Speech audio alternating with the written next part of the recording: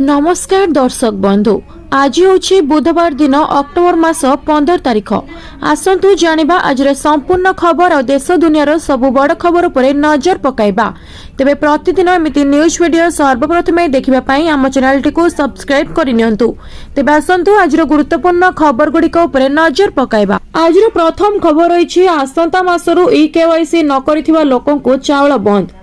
मंत्री पात्र कहिसंती जे वर्तमान सुधा राज्यर 15,76,000 हिताधिकारी ई-केवाईसी करिनाहांती।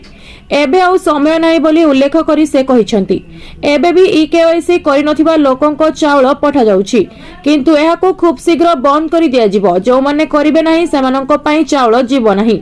आगामी दिन में केंद्र सरकार जदि समय सीमा बढ़ाइबे तेबे राज्य सरकार मध्य ताहा बढ़ाइबे बोली मंत्री जणाइछंती। किंतु जदि कौनसी हिताधिकारी एही प्रक्रिया रे बाद पड़ी जाती तेबे सेमानंकु लिखित आवेदन देबाकू पड़िबो एवं परवर्ती समय रे सेमानंको कथा विचार करा जिवो। जणा जाउ जे भूत हिताधिकारी चिन्हट पई ई-केवाईसी योजना करा जायतिला, जाकी राशन कार्ड परिवार समस्त सदस्यंक पई बाध्यतामूलक थिला। जदि धार्य तारीख बीती जाइछि तथापि ई-केवाईसी प्रक्रिया संपूर्ण होई पारि नाही। परवर्ती खबर रही दीपावली पूर्व सरकार बड़ भेटी, महिला को कार देबे सरकार। महिला मानक पई खुशी खबर। बड़ घोषणा कले राज्य सरकार। पूर्व सरकार स्कूटी योजनार बदली रूपरेख खूब शीघ्र आरंभ हेबो आम सुवाहक योजना। एही योजना माध्यम जनकू 10 लाख टंका लेखाएं ऋण जोगाइबे सरकार। 4 वर्ष रे 1100 महिला को दियाजिबो कार। एही कार को टैक्सी भाबे व्यवहार करिबे महिला। प्रथम वर्ष रे 200 जन को दियाजिबो कार, द्वितीय वर्ष रे 250 जन एवं तृतीय वर्ष रे 300 जन को दियाजिबो कार, चतुर्थ वर्ष रे 350 जन महिला को दियाजिबो गाड़ी। 21 रु 40 वर्षर महिला को मिलिबो एही सुजोग। ओएसआरटीसी और क्रूड ड्राइवर को दियाजिबो अग्राधिकार। गाड़ी नेबा बेले 1 लाख टंका देबे महिला। वाणिज्य और परिवहन विभाग देबो एही टंका। बाकी 9 लाख टंका बैंक रो ऋण आकार रे मिलिबो। गाड़ी रो किनिबार 3 मास परे आरंभ हेबो ऋण परिशोध प्रक्रिया। सुध वाणिज्य और परिवहन विभाग सुझिबो। गाड़ी चालकंको बीमा बाबद रे 1000 टंका देबे सरकार। गाड़ी किनिबा बाबद रे खर्च हेबो 110 कोटी। योजना ठीक भाबे कार्यकारी हेबा पई गठन हेबो स्टीयरिंग कमिटी। प्रति मास रे थरे महिलांको आयर हिसाब करिबे सरकार। एबे सुधा 6216 जन महिला ड्राइविंग ट्रेनिंग नैछंती। परवर्ती खबर रही 8th पे कमिशन सैलरी। अष्टम वेतन लागू परे केते बढ़िबो वार्षिक दरमा। डीए एवं एचआर बुझी नियंतु गणित। अष्टम वेतन कमिशन विषय निरंतर कल्पना जल्पना चली, किंतु गोटे कथा स्पष्ट, जदियो एहाकु संपूर्ण कार्यकारी हेबाकू 2027 पर्यंत समय लागि पारे, एहार लाभ 1 जनवरी 2026 रु जोड़ा जिवो। एही परिमाण 50 लाख रु अधिक केंद्रीय कर्मचारी एवं प्राय 6.5 लाख पेंशन भोगी को बकेया भाव में दिया जिवो। आउ एक गुरुत्वपूर्ण विचार फिटमेंट फैक्टर फॉर्मूला सहित जड़ित। फिटमेंट फैक्टर नूतन मौलिक दरमा निर्णय करबा पई कर्मचारी वर्तमान मौलिक दरमा को गुणन करबा पई व्यवहृत गुणक को बुझाए। उदाहरण स्वरूप षष्ठ वेतन कमिशन सर्वनिम्न मौलिक दरमा 7000 थिला एवं सप्तम वेतन कमिशन 2.57 एक फिटमेंट फैक्टर प्रयोग करा जायतिला, जहां सर्वनिम्न मौलिक दरमा को 18,000 वृद्धि करिथिला। एबे अष्टम वेतन कमिशन कार्यकारी हेबाकु थिबा फिटमेंट फैक्टर अनुसार मौलिक दरमा निर्णय करा जिवो। परवर्ती खबर रही मध्यवित्त परिवार को एलआईसी रो बड़ उपहार। लॉन्च कले 2टी फ्री स्कीम उठाई पारिबे लाभ। दीपावली किछि दिन पूर्व देशर सर्वबृहत बीमा कंपनी एलआईसी साधारण लोकंकु किंबा मध्यवित्त वर्गंकु दीपावली उपहार देछि। प्रकृत रे निम्न आय एवं मध्यवित्त वर्गर लोकंक पॉकेट एवं संचय को ध्यान रे रखी कंपनी 2टी बीमा योजना आरंभ करिछि। उभय योजना संपत्ति विपद मुक्त एवं स्टॉक बाजार सहित कौनसी संपर्क नहीं। एलआईसी अनुसार उभय योजना रे बोनस पई कौनसी व्यवस्था नहीं। एलआईसी जन सुरक्षा। एलआईसी जन सुरक्षा योजना हेउछि निम्न आय गोष्ठीर लोकंक पई एक कम मूल्यर बीमा योजना। एही योजना एक अण भागीदार एवं अणसंयुक्त बीमा योजना अर्थात यह बजार सहित लिंक नुहे किंबा बोनस प्रदान करे नहीं जेहेतु यह एक क्षुद्र बीमा योजना यह समाजर आर्थिक दुर्बल वर्गर आवश्यकता अनुसार प्रस्तुत।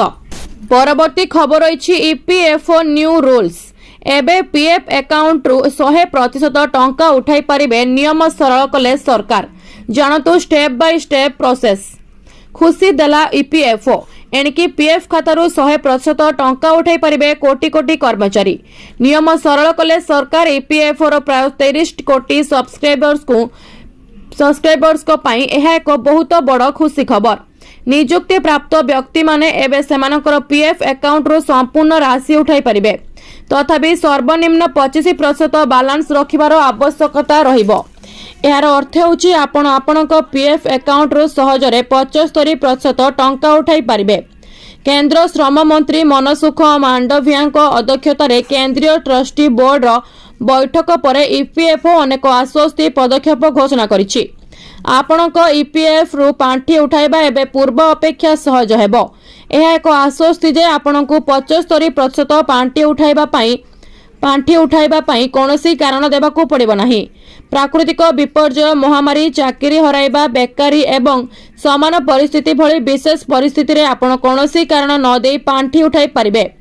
बैठक रे दाबी समाधान संपर्क रे मध्य निष्पत्ति निया जायछि। परवर्ती खबर रही सुभद्रा पई आउ एक खुशी खबर एणिकी अभियोग कले तुरंत समस्या रे हेबो समाधान। सुभद्रा योजना रे आसिला खुशी खबर अभियोग कले एणिकी तुरंत समस्या समाधान हेबो। वर्तमान सुधा 2,85,000 हिताधिकारी एथिरु बाद पड़िछंती। आसंता अक्टोबर 17 तारिख मध्यरे सुभद्रा योजनार वर्ष पूर्ण हेबो। आउ एही वर्ष पूर्ति अवसर रे 348 सुभद्रा सीडीपीओ यूनिट रे धन्यवाद मोदी कार्यक्रम आरंभ हेबो। एही कार्यक्रम अक्टोबर 15 जाए चलिबो। प्रति अंगनवाड़ी केन्द्र रे यह चलिबो बोली सूचना मिलिछि। सुभद्रा अभियोग पोर्टाल जरिया हिताधिकारी विभाग सहित जोगाजोग करि परिबे। आउ सेमानक अभियोगर जवाब विभाग रखिबो बोली कहा जायछि। आगरु लोके अभियोग करुथिले मध्य उत्तर पाई पारु नथिले वर्तमान एही सब अभियोगर उत्तर विभागीय अधिकारी उत्तर देई परिबे। लोकंक अभियोग ब्लॉक कमिटी जांच करिबो एवं एहा परे जिला स्तर रे जांच करा जिवो। एहार स्टेटस सबु तथ्य पोर्टाल रे उपलब्ध हेबो। सुभद्रा योजनारू हिताधिकारी काहेकि बाद पड़िले कारण कौन आगकू सेमाने कौन करिवे एसबु प्रश्नर उत्तर हिताधिकारी पोर्टाल रे पाई परिबे। परवर्ती खबर अछि दीपावली पूर्वरु टेंशन देलानी सुना दर दाम 1.25 लाख पार जानतु आपणक सहर रे आज केते रहिछि रेट। क्षतिर ऋतु मध्य सप्ताहर द्वितीय वाणिज्य दिन में सुनार चमक आहुरी वृद्धि पाई। आज मंगलवार अक्टोबर 14 तारिख में घरोई फ्यूचर्स बाजार में सुना मूल्य अधिक खोली। सकाळ प्राय 10:40 रे मल्टी कमोडिटी एक्सचेंज रे डिसेम्बर 5 तारिखर अवधि सहित सुना फ्यूचर्स प्रति 10 ग्राम प्रति 1,26,731 टंकार कारोबार होतिला। एमसीएक्स सुना 1412 टंका वृद्धि पाई 1,26,041 टंकार खोलीथिला एवं प्रारंभिक कारोबार रे 1,26,900 रे पहुंचीथिला। सोमवार दिन एमसीएक्स रे सुना मूल्य प्रति 10 ग्राम पिछा 1,24,629 टंकार बंद होइथिला। सुना सहित रूपा रे मध्य एक गुरुत्वपूर्ण वृद्धि परिलक्षित हेउछि। परवर्ती खबर अछि एमानक खाता को आसीबनी पीएम किसान लो 21तम किस्ती लिस्ट रे आपणक ना अछि कि एमिति करंतु चेक। देशर लक्ष लक्ष चाषी बास करते किंतु सेमानक मध्यरु अनेक चाषी चाष करी बहुत रोजगार करि पारंती नाही। एही चाषी मानकु आर्थिक सहायता प्रदान करिबा पई भारत सरकार प्रधानमंत्री किसान सम्मान निधि योजना चलांती। एही योजना अधीन रे योग्य चाषी मानकु वार्षिक 6,000 लेखाएं आर्थिक सहायता मिलिथाय जहाँ 3टी समान किस्ती रे सीधा सड़क सेमानक अकाउंट को स्थानांतरित होइथाय।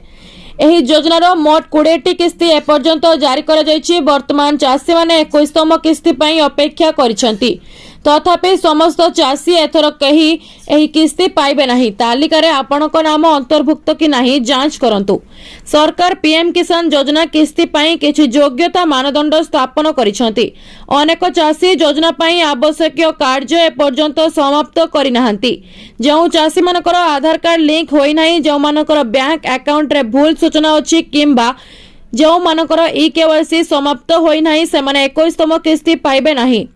पीएम किसान पोर्टाल एपरी अनेक अकाउंट को अस्थायी भाव में होल्ड करा जायछि। एही प्रक्रिया समाप्त न हेबा पर्यंत चाषी माने सेमानकर किस्ती पाइबे नाही। परवर्ती खबर रहिछि बड़ गेम खेलिदेला बीजेडी। एही हेबे नुआपड़ारू प्रार्थी होइगला निष्पत्ति। नुआपड़ा उपनिर्वाचन जेते पाखे आसुछि राजनीति सेतिकी सरगरम हेउछि। गोटेपटे कहिबाकू गले बीजेडी पई अडुआ बढ़िछि। आसंता नवेम्बर 11 रे उपनिर्वाचन हेबाकू थिबा बेले एजाए बीजेडी रो अंक छिंडुनी। राजेंद्र ढोलकिया पुओ जय को बीजेडी प्रार्थी करिबो बोली आशा बांधिथिबा बेले शनिवार जय भुवनेश्वर राज्य कार्यकाल ठारे अनुष्ठित मिश्रण पर्वर सामिल होई भाजपा रे जोग देइथिले।